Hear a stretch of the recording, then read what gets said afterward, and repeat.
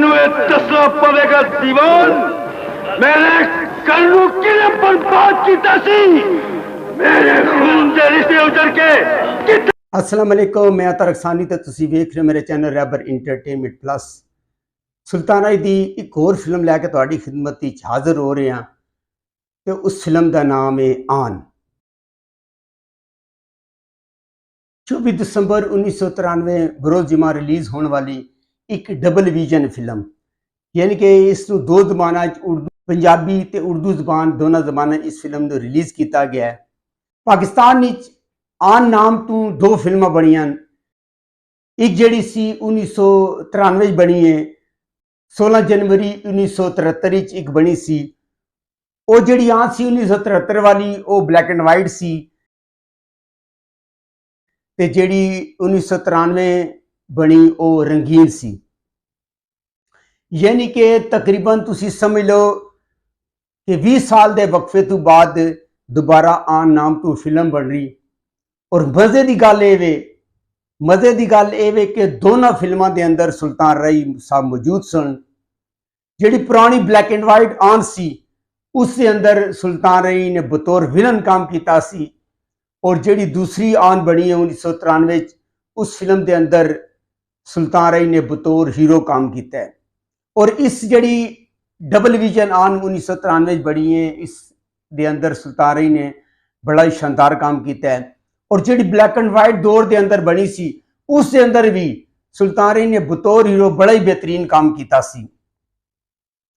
और जिहड़ी नवी आन है 1993 जिहड़ी रिलीज हुई है, इस फिल्म के अंदर ये जिहड़ी कहानी है एक रियासत की कहानी है।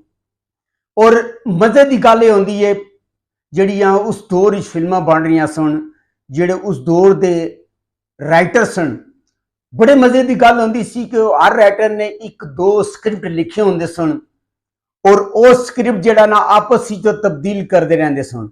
मसलन एक राइटर है, कोई उहदे नाल प्रोड्यूसर उन्होंने मिल गया तो उन्हें वो स्क्रिप्ट दा जिहड़ा स्टार्ट है वो चेंज करना है और चेंज करके नाम तब्दील करके उन्होंने बनाना शुरू कर देना। यानी कि जिहड़ी फिल्म उस दौर की होंदी सी स्टार्ट बड़ा अच्छा होंदा सी, लेकिन अगे जाके वही कहानी स्टार्ट हो जाती सी, शुरू हो जाती सी। इस तरह जिहड़ी आन फिल्म है एक रियासत की कहानी होंदी है और इसका स्टार्ट भी बड़ा शानदार किस्म का सी, बड़ा बेहतरीन किस्म का स्टार्ट सी कि एक रियासत होंदी है, उस रियासत उत्ते नवाबां की हुक्मरानी होंदी है। ये नवाब पहले मसूद अख्तर होंदा है, उसकी मौत तो बाद यह नवाब जिहड़ा ना हुमायूं कुरैशी होंदा है और तारिक शाह होंदा है, जिहड़े कि रियासत के रहने वाले लोगों ते जुल्म करते हैं। और लग रहा सी कि यह फिल्म जिहड़ी है एक समझ लो कि उत्ते जाएगी, जिहड़ा स्टार्ट सी उस तों यही लग रहा सी कि यह फिल्म बहुत उत्ते जाएगी और रियासत के अंदर रह के यह कहानी स्टार्ट होएगी। पर स्टार्ट अच्छा होंदा है। सुल्तान रही जिहड़ा उन्हें शहबाज खान का किरदार अदा किया है। मसूद अख्तर के दौर जिहड़ा बागी होंदा है वो अदीब होंदा है, उस बागी दियां बाहां वड़ देंदा है, उन्होंने कतल कर देंदा है। और कतल करने वाले हुमायूं कुरैशी वगैरह होंदे हैं, उन्होंने मसूद अख्तर जिला वतन करता है, जिला वतनी तो बाद वापस आंदा है और सुल्तानी जिहड़ा शहबाज खान होंदा है उसनूं आग दसदा है कि तेरे प्यो नूं भी इन्हां नवाबां ने कतल किया है। सुल्तानी इंतकाम बन जाता है, वो जाके हमला करता है, वो इस हमले के दौरान गिरफ्तार हो जाता है और कैद आ जाता है। एक तो पोर्शन ए सी शहबाज खान कैद बर्दाश्त करता है, कैद बर्दाश्त करने तो बाद वो एक दो दफा फरार होने की भी कोशिश करता है, फड़िया भी जाता है। दूजा जिहड़ा पोर्शन सी वो तुसी अगर फिल्म आन इंडिया की देखी होएगी, पाकिस्तानी कई फिल्मां तुसी ऐसियां वेखियां होणगियां जिस दे विच वो कुड़ी होंदी है, वो नवाबां दी धी होंदी है या बच्ची होंदी है, वो विगड़ी होंदी है, वो गुरूर कर रही होंदी है। आखिरी जंग तुसी वेख लो, उसके अंदर यह किरदार नादरा ने अदा किया है कि वह विगड़ी तिगड़ी होंदी है, गुलाम मुजहिद्दीन उसके पीछे पै जाता है, उन्होंने प्यार रंग ही रंग देता है। अगर तुसी पाकिस्तानी फिल्म जमीन आसमान वेख लो, इंडियन फिल्म आन वेख लो, तो पाकिस्तानी बाजारा फिल्म तो कहानी मिलेगी, पोर्शन मिलेगा कि कुड़ी होंदी है नवाबां दी धी होंदी है और वो विगड़ी तिगड़ी होंदी है। एक लड़का होंदा है वो उसनूं अपने प्यार दे जाल ही फसाने की कोशिश करदा है।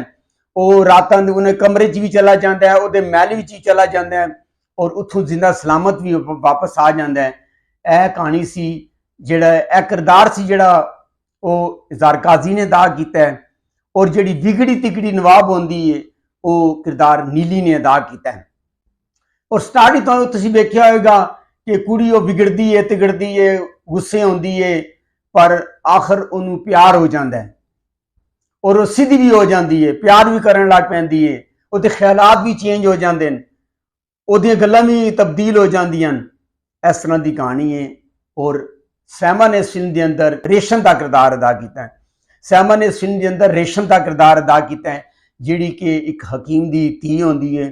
सुल्तान जदों नवाब की कैद विचों फरार होकर जाता है, मफरूर होता है, उसकी सैमा के नाल मुलाकात होती है, सैमा उन्होंने अपने घर लैके जाती है और जदों कुड़ी घर लैके जाए तो फिर ज़ाहिर गल वो प्यार तो उहदा हक बनता है, उहदा यह हक बनता है कि जिहड़ा मफरूर है उन्होंने इलाज भी करे, उन्होंने पनाह भी देवे ते उहदे नाल प्यार भी करे।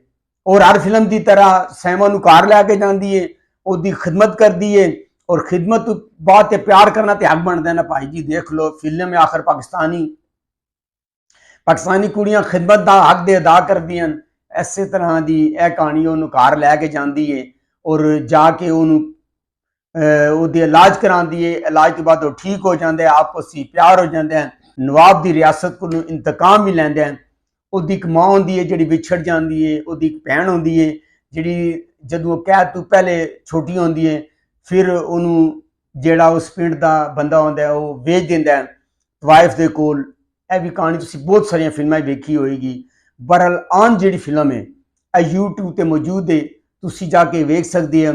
म्यूजिक का शोभा कुछ बेहतर है और इंडियन गाना एक कॉपी किया गया है और वो गाना दक दक करने लगा।